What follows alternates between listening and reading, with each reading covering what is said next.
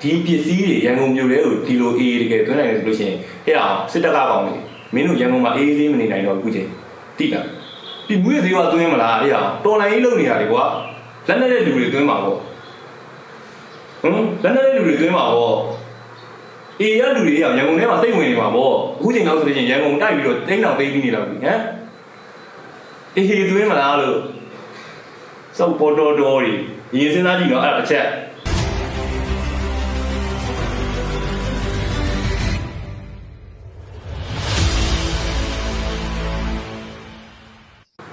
်တော်လန်ပြည်သူများအားလုံးပဲမင်္ဂလာပါခင်ဗျာ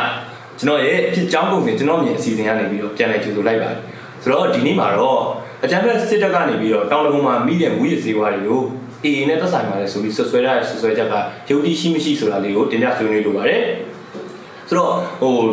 အကြမ်းဖက်စစ်တပ်ရဲ့ဒီမူရစ်စေဝါဖန်စီအဖွဲ့မူရစ်ကုန်ကူအဖွဲ့ကနေပြီးတော့18ရက်နေ့မှာကျွန်တော်တို့တောင်တကုံမြို့နယ်144ရပ်ကွက် Institution လမ်းမှာမူရစ်စေဝါတွေဖမ်းမိပါတယ်ဆိုတော့အဲ့ဒီဖမ်းမိတဲ့မူရစ်စေဝါတွေကိုအေရဲ့ဗန်နာရေးတောင်ဝင်ကကိုကျော်စိုးလင်းနဲ့သူ့ရဲ့အမျိုးသမီးမတ်တီရာမြင့်လို့ဒီမလေးကိုပို့စီစဉ်နေရဆိုပြီးတော့ဆွဆွဲချက်တွေမှာပါတယ်ဗျဆိုတော့တကယ်ဟုတ်မဟုတ်အရင်ဆုံးမတွေးခင်မှာကျွန်တော်တို့ဒီကိုကျော်စိုးလင်းတို့မတ်တီရာမြင့်လို့ဆိုတာအေရဲ့ဗန်နာရေးတောင်ဝင်ကဖြစ်နေတဲ့ကြောင်းသူရဲ့ကိုယ်ပိုင်စီးပွားရေးဖြစ်တဲ့ဆက်လီတွေကျွန်တော်ဒီကိုယ်ပိုင်ဒီ expert ကားတွေဒီသူတို့ကစီးပွားရေးလုပ်ငန်းတွေလုပ်ပိုင်နေသူတွေဖြစ်တယ်ပေါ့နော်ဆိုတော့ဒီ144ရပ်ကွက် Institution လမ်းမှာအင်စီကာ3စီးနဲ့လူ9ဦးဖမ်းမိတယ်ဗျဆိုတော့သူတို့ဟာဒီရန်ကုန်မြို့မှာတဆင့်ခံပြီးပြန်ရောင်းနေတဲ့လူတွေလည်းဖြစ်တယ်ဆိုတော့သူတို့ကသူတို့ပြန်ရောင်းနေတဲ့ကိစ္စကိုပြန်ဒီမှာဖမ်းမိတဲ့ပမာဏဒုတွေကိုကြည့်လိုက်ပါဆိုတော့ကျွန်တော်တို့ဒီ ICE လို့ခေါ်တဲ့ ICE လို့ခေါ်တဲ့အမျိုးအစား ICE လို့ခေါ်တဲ့မူရစီအမျိုးအစားက3တန်မြည်တယ်ဗျနော် K ရတော့ကျွန်တော်တို့ဒါကရမင်းလို့ခေါ်တဲ့ K ရတော့ကျွန်တော်တို့200ကီလိုပေါ့နော်200ကီလိုဆိုတာတော့အရန်များတဲ့ပမာဏတော့မဟုတ်ဘူးဒါပေမဲ့3တန်ဆိုတဲ့ပမာဏကတော့အရန်များတဲ့ပမာဏဖြစ်တယ်တက်ပုတ်လေးထဲမှာလည်းတွေ့ကြပါလိမ့်မယ်ဆိုတော့ဒီဟာတွေတင်သွင်းလာဖို့အတွက်ဆိုလို့ရှိရင်ဘယ်လိုလမ်းကြောင်းတွေကိုဖျက်လာလဲဆိုတဲ့ကိစ္စခင်ဗျားတို့အားလုံးလည်းသိကြပါဘူးเนาะဆိုတော့ KSS မှာလူရစေဝါကိုစစ်တပ်ကနေပြီးတော့ပဲချုပ်ကင်တွယ်လာပြီးတော့ပြည်တွင်းကိုတွင်းလာတယ်ဆိုတဲ့ကိစ္စတွေကကျွန်တော်တို့တိုင်းအထူးတလ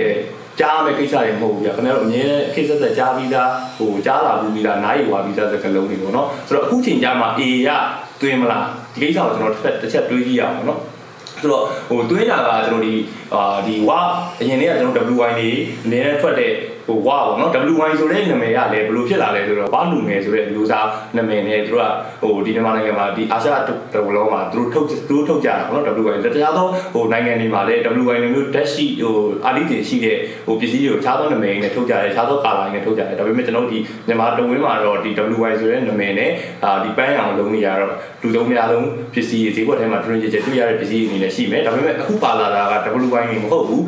ဝါကနေပြီးတော့ကိုတင်မောင်ဝင်းဆိုတဲ့သူကနေပြီးတော့တည်လာတယ်ဆိုတဲ့အနေအထားမျိုးသူတို့ပေါ်ပြလာတယ်ပေါ့နော်ဘယ်လိုပုံစံမျိုးနဲ့ရောက်လာတယ်ဆိုတာတော့မသိပေမဲ့ရန်ကုန်မြို့တွေကိုဒီပစ္စည်းတွေဒီလိုသာအေးအေးတကယ်တွင်းနိုင်မယ်ဆိုလို့ရှိရင်ဒီပစ္စည်းတွေရန်ကုန်မြို့တွေကိုဒီလိုအေးအေးတကယ်တွင်းနိုင်တယ်ဆိုလို့ရှိရင်ဟဲ့အောင်စစ်တပ်ကကောင်းနေမင်းတို့ရန်ကုန်မှာအေးအေးသေးမနေနိုင်တော့အခုချိန်တိလားဒီမွေးသေးကတွင်းမလားဟဲ့အောင်တော်လိုင်းကြီးလုံနေတာလေကွာလက်နဲ့တဲ့လူတွေတွင်းမှာပေါ့လက်နဲ့တဲ့လူတွေတွင်းမှာပေါ့အေးရလူတွေရရန်ကုန်ထဲမှာစိတ်ဝင်နေမှာပေါ့အခုချိန်တော့ဆိုရင်ရန်ကုန်တိုက်ပြီးတော့တိန်းတောင်သိမ်းပြီးနေလောက်ပြီဟမ်အေးသွင်းမလားလို့စောက်ပေါ်တော်တော်ကြီးရင်စဉ်းစားကြည့်တော့အဲ့ဒါတစ်ချက်ပထမတစ်ချက်နော်ဆိုတော့အေးရလည်းပြန်ပြီးစာထုတ်ထားတဲ့အချက်တွေရှိတယ်အေးရဘာတွေထုတ်ပြောတာလဲဆိုတော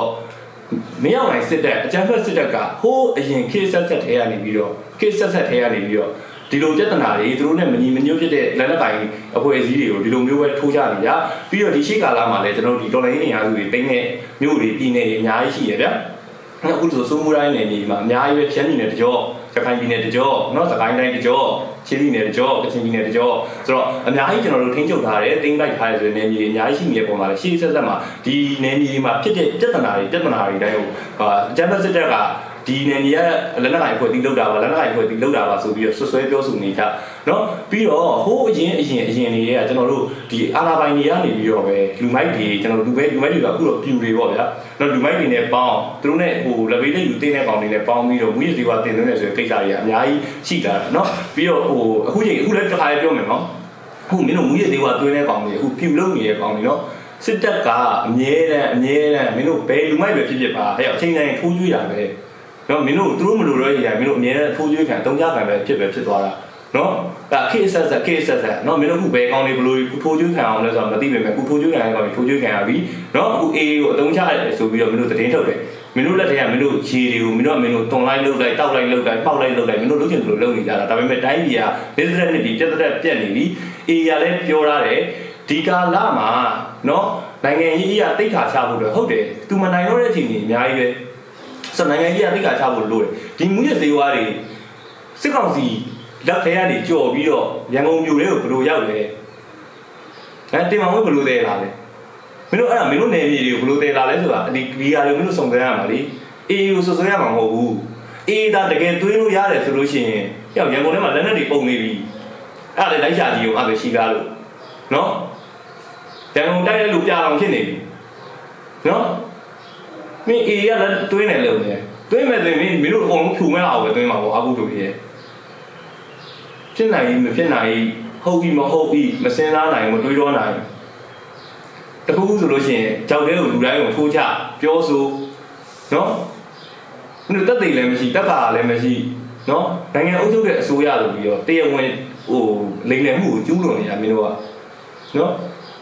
တရားဝင်မာဖီးယားတိုင်းပဲတနက်တိုင်းမာဖီးယားတိုင်းမျိုးပေါ်မှာနေတဲ့ကောင်ဟုတ်မလားမင်းတို့တွေးကြည့်ပေါ့ကဲ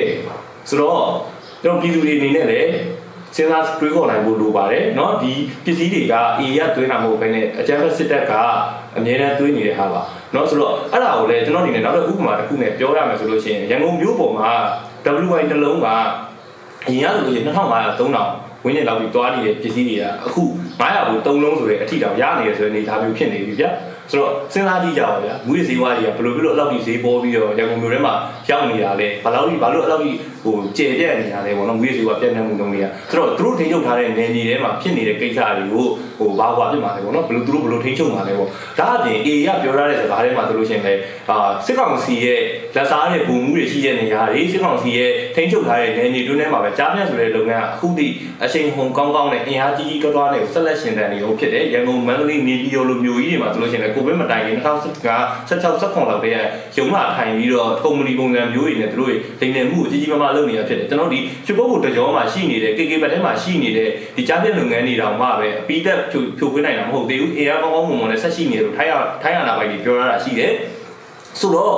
့ဒီခုရန်ကုန်မြို့ရင်းမှာမန္တလေးလိုနေရာမျိုးမှာရန်ကုန်လိုနေရာမျိုးမှာနေပြည်တော်လိုနေရာမျိုးမြို့ကြီးတွေမှာရှိနေတဲ့လုပ်ငန်းတွေကပျောက်သွားပဲလို့ခင်ဗျားတို့ယုံကြည်နေကြလို့လားကြားပြလုပ်ငန်းကပို့ပြီးတော့အင်အားကြီးမားမားနဲ့ရှိနေပါပြီးတော့ကျွန်တော်တို့နိုင်ငံထဲမှာရှိနေတာလည်းမဟုတ်ဘူးဆိုတော့အဲ့လိုပုံစံမျိုးတွေမှာစစ်ကောင်စီရဲ့လက်စားရတဲ့လုပ်ရက်တွေเนาะဖြစ်စဉ်နေနဲ့ရှင်းမယ်ဆိုလို့ရှိရင်ဘသူကမှားတာလဲဘသူကမှန်တာလဲစစ်ကောင်စီကဘာတွေလုပ်နေရလဲဘသူကတိုင်းပြည်ကိုဖျက်နေရလဲဆိုတာကိုပြည်သူတွေအားလုံးမြင်မယ်လို့ထင်ပါတယ်เนาะကီဆိုတာလဲကျွန်တော်တို့ဆိုတော့ကီနီယာကီလိုဆိုတာလဲတကယ်ရင်တော့ဒါကမိတယ်ဆိုတဲ့စာတွေမျိုးတွေမှာသူတို့ထည့်ထားတာပြောတာအမှန်တိုင်းပြောလို့ရင်တော့တဆင့်ခံကြံရောင်းတဲ့တညတာရောင်းရလောက်ပဲကလပ်တစ်ခုတညတာရောင်းရကြော်လောက်ပဲရှိမယ်ထင်ပါတယ်เนาะကလပ်တစ်ခုမဟုတ်တော့နှစ်ခုစာပေါ့เนาะ200ကီလိုဆိုတာဘာမှမဟုတ်ပါဘူးဒါကလပ်မှာလူငယ်တွေတုံးနေကြတဲ့ဟိုပါလေဆိုတော့ကျွန်တော်အမြဲတမ်းပြောပါတယ်เนาะ the maze မှာဆိုလို့ရှိရင် MAZE maze เนาะthe maze မှာဆိုလို့ရှိရင် after party ဆိုလို့ရှိရင်ကျွန်တော် KO ban နဲ့ပတ်တာဝေတာ dancing flow ပြီးမှာ ban နဲ့ပတ်နေရเนาะအဲ့ဒါကျွန်တော်နေ video ထဲမှာပြောတယ်ခင်ဗျားတို့ edit စင်တွေကိုဘာတစ်ခုမှအရေးယူမှုမလုပ်ဘူးဝင်ဖမ်းနဲ့လာပြောတာเนาะ after party ရောက်လို့ရှိရင် K က ban နဲ့ပတ်နေတာเนาะဆိုတော့ခင်ဗျားအဲ့ဒါဘာလုပ်မှာလဲမူရစေးကတည့်ရဝင်တာကလပ်ကလပ်မှာတည့်ရဝင်တာခင်ဗျားတို့အုပ်ချုပ်ထားတဲ့နေရာခင်ဗျားတို့အခွန်ကောက်တဲ့နေရာခင်ဗျားတို့လာစစ်ဆေးတဲ့နေရာတွေမှာပဲဒီလိုတွေပေါ်ထင်းနေလုပ်နေကြတာလေဒီကေရခင်ဗျားတို့ရှိရတဲ့ကေတွေပြော IC ဆိုလည်းခင်ဗျားဘာပြောမလဲ IC ဆိုလည်းစိတ်ကိုအဲ့လိုကြွတာပဲကြွသေးတဲ့ဟာပဲမြောက်ဖန်ကြောင်းလေးပေါ်မှာတေပြီးရှို့ပြီးတော့ကလပ်ပေါ်မှာကျုံကလပ်မသွားခင်ကျုံခင်ဗျားတို့လုံးကြတဲ့ဟာတွေလေခင်ဗျားတို့ရှိရမထွက်လို့ဘယ်ရထွက်မှာလဲခင်ဗျားတို့မသွင်းလို့ဘယ်ရသွင်းမှာလဲဘယ်ကိုဆွဲနေရလဲဝန်ခံလိုက်ပေါ့ဗျာခင်ဗျားတို့အဲ့ဒါလည်းဘယ်သူမှလည်းအဖတ်မလုပ်ပါဘူးခင်ဗျားတို့လုပ်တဲ့တကယ်တော့ခင်ဗျားတို့လမ်းကြောင်းနဲ့ခင်ဗျားတို့သွင်းလို့ခင်ဗျားတို့မိရဗျာထိုးကျွေးခံရတာကောင်းနေတယ်တနာဖို့ကောင်းတာနော်ထိုးကျွေးခံရတဲ့ကောင်းနေတယ်တနာဖို့ကောင်းတာပါနော်အဲ့ဒါလေးပြောကြရင်းနဲ့ပဲကျွန်တော်ရဲ့အစီအစဉ်ကိုဒီမှာပဲကျန်တာဖို့ပြုပါဗျာကဲအားလုံးကျေးဇူးတင်ပါတယ်အားလုံးပဲတတပါ